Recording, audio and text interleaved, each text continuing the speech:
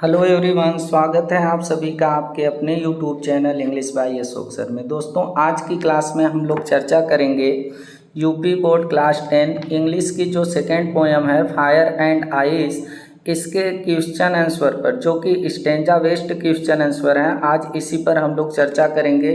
और दोस्तों, यह बहुत छोटी सी पोएम है जो कि रॉबर्ट फ्रॉस्ट जी के द्वारा कंपोस्ट की गई है। और रॉबर्ट फ्रॉस्ट जी इस पोएम में हमें ये बताएं हैं कि इस संसार का अंत कैसे होगा। इसके दो रीजन दिए हैं और यह पोएम जो है ऑलरेडी हमारे चैनल पर अपलोड कर दी गई है। अगर आप लोग नहीं पढ़े हैं तो जाकर पढ़ सकते हैं और वीडियो के डिस्क्रिप्शन में लिंक भी दिया गया है, तो आप लोग यहां से भी जा कर के उससे पढ़ सकते हैं। तो आइए आज की क्लास में जो पहला स्टेंजा दिया है, इस पहले स्टेंजा को पहले देखते हैं, थोड़ा सा इसको समझते हैं, उसके बाद इसके क्वेश्चन आंसर को सॉल्व करते हैं। देखिए, पहला स्टेंजा हम लोगों का है, some say the world will end in fire, some say in ice, from what I have tasted of desire, I hold with those who favour fire. अब देखिए, रॉबर्ट फ्रॉस्ट जी कह रहे हैं कि सम से, कुछ कहते हैं कि द वर्ल्ड, यह संसार जो है, विल एंड, इसका अंत हो जाएगा, इन फायर, आग से। कुछ लोग कहते हैं कि इस संसार का अंत आग से हो जाएगा, सम से इन आइस, और सम, कुछ लोग कहते हैं कि बर्फ से हो जाएगा, from what I have tested. लेकिन रॉबर्ट फ्रॉस्ट जी कह रहे हैं कि जहाँ तक हमने टेस्ट किया है, हमने परखा है आप डिजायर, इच्छाओं को, तो आई होल्ड विद दोज, मैं उनका साथ पकड़ता हूँ फेवर फायर, जो किसके पक्ष में है, अग्नि के पक्ष में है। और यहाँ पर जो अग्नि है, अग्नि की तुलना किससे की गई है, और जो आइस है, आइस की तुलना किससे की गई है, ये आप लोग पोएम में पढ़े होंगे, आप लोगों को याद होगा। तो आइए अब इस पोएम को के पहले क्वेश्चन पर मूव करते हैं और देखते हैं कि पहला क्वेश्चन हमसे क्या बोला है। अब देखिए, पहले क्रम से आप लोगों के 4 क्वेश्चन दिए गए हैं और उसके बाद फिर क्रम से आप लोगों के 4 आंसर दिए गए हैं। तो अब देखिए, हम लोगों का जो पहला क्वेश्चन है वो यहाँ से है। हम लोगों का पहला देखिए यहाँ पर है कि name the poem and poet. अब इसमें नाम पूछ रहा है कि नाम बताइए, पोएम का एंड द पोएट, और कवि का। अब इसमें हमसे कह रहा है कि नेम द पोएम, कविता का नाम बताइए, एंड द पोएट, और इसके पोएट का नाम बताइए। तो दोस्तों, आप लोगों को ये पता है कि यह पोएम रॉबर्ट फ्रॉस्ट जी के द्वारा लिखी गई है और फायर एंड आइस चैप्टर से ली गई है। तो देखिए, इसका करेक्ट आंसर यहाँ से हो जाएगा आप लोगों का, these line, a line have been taken, ली गई है from the poem fire and ice. यानी ये जो लाइन है, यह फायर एंड आइस, बर्फ और आग नामक कविता से ली गई है, कंपोज्ड बाय रॉबर्ट फ्रॉस्ट। और यह कंपोज की गई है, ये रचना की गई है, इसकी रची गई है रॉबर्ट फ्रॉस्ट जी के द्वारा।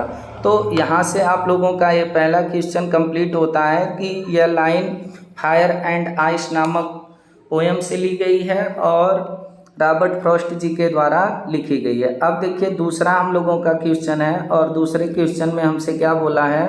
देखिए, दूसरा क्वेश्चन आप लोगों का ये वाला है, व्हाट आर 2 डिस्ट्रक्टिव फोर्सेस। अब पूछ रहा है कि व्हाट आर, क्या है द 2, 2 डिस्ट्रक्टिव, डिस्ट्रक्टिव मीन्स होता है विनाशकारी, फोर्सेस मीन्स होता है ताकत, बल।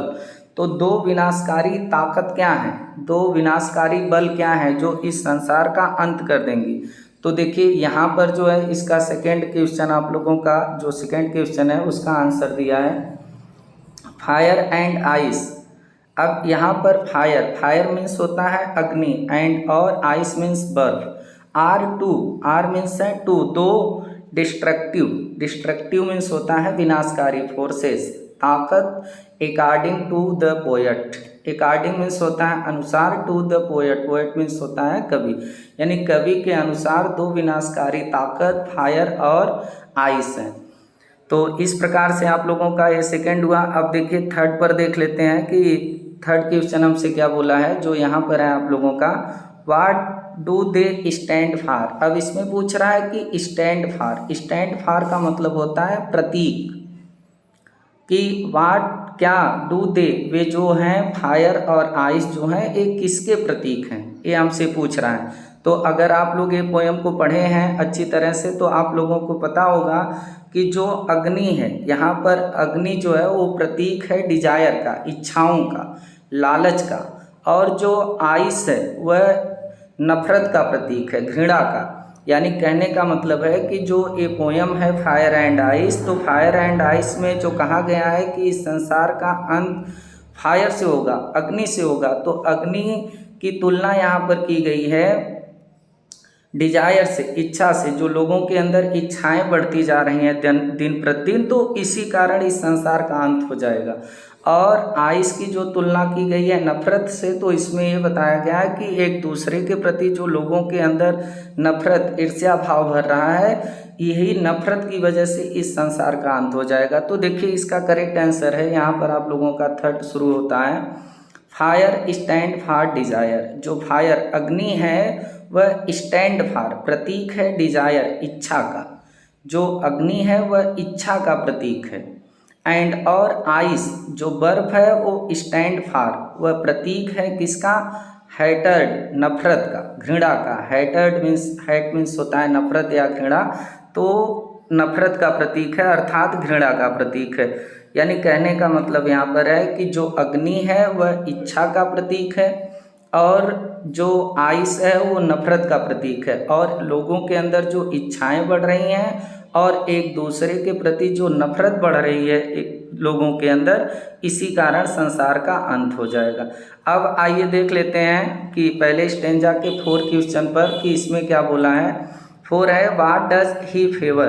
अब फेवर मीन्स होता है पक्ष लेना, तो ही वह कौन, पोएट, पोएट किसका पक्ष लेते हैं, यानी कि इस संसार का अंत जो है फायर से होगा या फिर आइस से होगा, तो जो पोएट है वो किसका पक्ष लेते हैं कि कौन मुख्य कारण बनेगा इस संसार का अंत होने के लिए।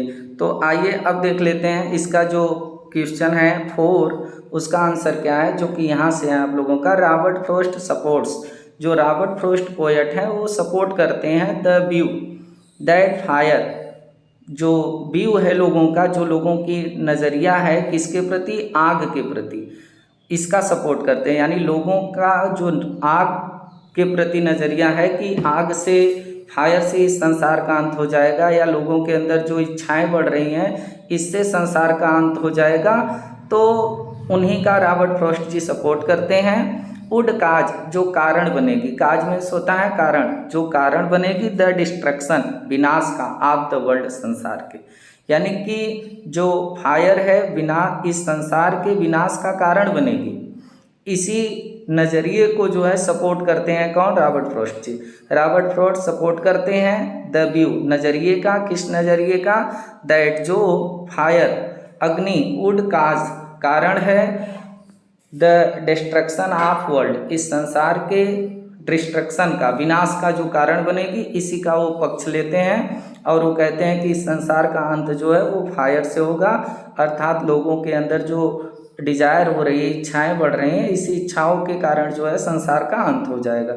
तो इस प्रकार से आप लोगों का ये पहला स्टेंजा यहीं पर ख़त्म होता है।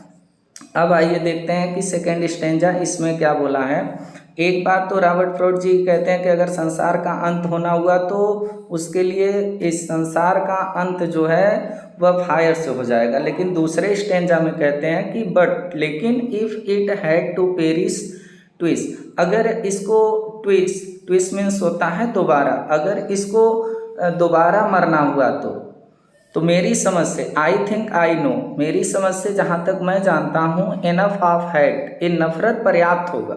अगर इस संसार का अंत दोबारा होना हुआ तो मेरी समझ से, जहाँ तक मैं जानता हूँ, कि नफरत जो लोगों के अंदर बढ़ रही है ये पर्याप्त कारण बनेगा। To say that for destruction ice is also great and will suffice. अब यहाँ पर कह रहे हैं कि to say that for destruction ice is also great, यानी कि इस संसार के विनाश के लिए जो आइस है वो भी महान कारण है, एंड और उल्ड सफाइस, और पर्याप्त कारण है। यानी दोबारा अगर संसार का अंत होना हुआ तो नफरत जो लोगों के अंदर बढ़ रही है ये पर्याप्त और बड़ा कारण बनेगी, इससे संसार का अंत हो जाएगा। तो आइए अब इस पर आधारित जो 4 क्वेश्चन दिए गए हैं इसको देख लेते हैं कि आखिरकार इसमें क्या हमसे पूछा है। अब देखिए यहाँ पे आप लोगों का पहला क्वेश्चन दिया है और हमसे पूछा है कि what does ice stand for. What does, क्या, आइस जो बर्फ है वो स्टैंड फॉर, स्टैंड फॉर का मतलब होता है प्रतीक, यानी जो आइस है, बर्फ है, वो किसका प्रतीक है। आइस मीन्स होता है बर्फ, तो बर्फ जो है, जो आइस है, वो किसका प्रतीक है, ये हमसे पूछ रहा है। तो इसका करेक्ट आंसर आप लोगों का देखिए यहाँ पर है, ice stand for hated in this poem. Ice जो बर्फ है वो स्टैंड्स फॉर, वो प्रतीक है, हेटेड नफरत का, घृणा का, इन दिस पोएम इस कविता में। इस कविता में जो आइस है वो नफरत का प्रतीक है। अब आइए देख लेते हैं इसका सेकेंड क्वेश्चन। सेकेंड क्वेश्चन देखिए आप लोगों का यहाँ पर है, what does the poet believe. What does, क्या पोएट, पोएट जो कवि हैं वो बिलीव करते हैं। बिलीव मीन्स होता है विश्वास, तो कवि क्या विश्वास करते हैं, किस पर भरोसा रखते हैं। तो देखते हैं कि वो उनका क्या नज़रिया है पोएट का। तो देखिए यहाँ से आप लोगों का सेकेंड जो आंसर है यहाँ से है, Robert Frost believes. Robert Frost जो है वो बिलीव करते हैं दैट आइस जो बर्फ है, आइस मीन्स बर्फ, इज इक्वली, वह इक्वली समान रूप से डिस्ट्रक्टिव है, विनाशकारी है। यानी जिस प्रकार से फायर विनाशकारी है उसी प्रकार, उसी के एकदम इक्वल जो है आइस भी विनाशकारी है, ऐसा विश्वास करते हैं रॉबर्ट फ्रॉस्ट जी। एंड और कैन डिस्ट्रॉय, और ये जो आइस है ये कैन डिस्ट्रॉय, कैन मीन्स सकना, डिस्ट्रॉय मीन्स नष्ट करना, तो ये नष्ट कर देगा द वर्ल्ड, संसार को, इस संसार को नष्ट कर देगा।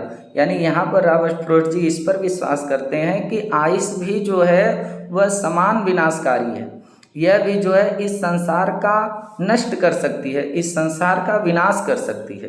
तो इस प्रकार से आप लोगों का एक क्वेश्चन यहीं पर समाप्त होता है। अब देखिए क्वेश्चन जो है 3 है, इसमें क्या है, what is the another destructive force.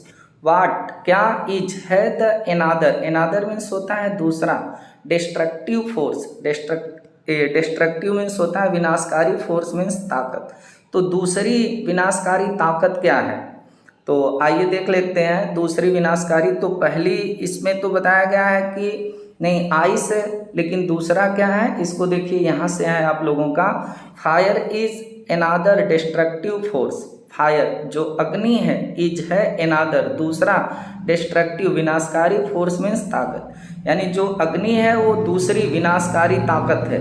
यानी कि इस संसार का अंत जो है 2 ताकत हैं जो कर सकती हैं, एक फायर है, दूसरा आइस है, यानी कि अग्नि और बर्फ। और यहाँ पर इसकी तुलना की गई है लालच से, डिजायर से, इच्छाओं से, लोगों के अंदर जो इच्छाएं बढ़ रही हैं उससे, और लोगों के अंदर जो नफरत बढ़ रहा है उससे। अब देखिए इसमें आप लोगों का सबसे इम्पोर्टेंट क्वेश्चन दिया है, क्वेश्चन नंबर 4। इसमें देखिए क्या बोला है, find a word. Find means खोजिए, ए वर्ड एक शब्द, इन दीज लाइन इस लाइन में, इस पंक्ति में, दैट मीन्स जिसका मतलब है अपोजिट, विपरीत, टू क्रिएशन। क्रिएशन मीन्स होता है निर्माण करना, यानी कि जो निर्माण करना, किसी चीज़ की रचना करना, तो रचना करना या किसी चीज़ का निर्माण करने का विपरीत अर्थ वाला इस लाइन में कौन सा ऐसा वर्ड है उसको खोजिए। तो अब देखिए आप लोग अपोजिट जानते ही होंगे, विपरीत, तो यहाँ पर देखिए आप लोगों का इसका विपरीत दिया है विनाश, क्योंकि निर्माण का जो अपोजिट होता है वो विनाश होता है। तो यहाँ पर इसका देखिए आप लोगों का लाइन जो स्टेंजा दिया है इसमें दिया है विनाश, डिस्ट्रक्शन। डिस्ट्रक्शन मीन्स होता है विनाश, तो इसका करेक्ट आंसर आप लोगों का हो जाएगा डिस्ट्रक्शन, यानी कि विनाश। देखिए सबसे नीचे आप लोगों का है कि जो क्रिएशन है, जो निर्माण है, उसका जो अपोजिट होता है, जो उसका विपरीत शब्द है वो क्या है, डिस्ट्रक्शन है, विनाश है। तो इस प्रकार से जो इम्पोर्टेंट क्वेश्चन थे और उस पर आधारित जो उसके आंसर थे हम लोग उसकी चर्चा किए। उम्मीद करते हैं कि आप लोगों को पूरी तरह से समझ में आया होगा। तो अब आप लोगों की ये जिम्मेदारी है कि इस पोएम को आप लोग पढ़िए, इसको समझिए, इसके जितने भी क्वेश्चन आंसर हैं आप लोग इसको तैयार कीजिए। और अपने एग्ज़ाम को बेस्ट बनाइए। अब हमें इजाज़त दीजिए, आप लोगों से फिर मुलाकात होगी किसी दूसरे चैप्टर को लेकर। तब तक के लिए नमस्कार, जय हिंद, वंदे मातरम।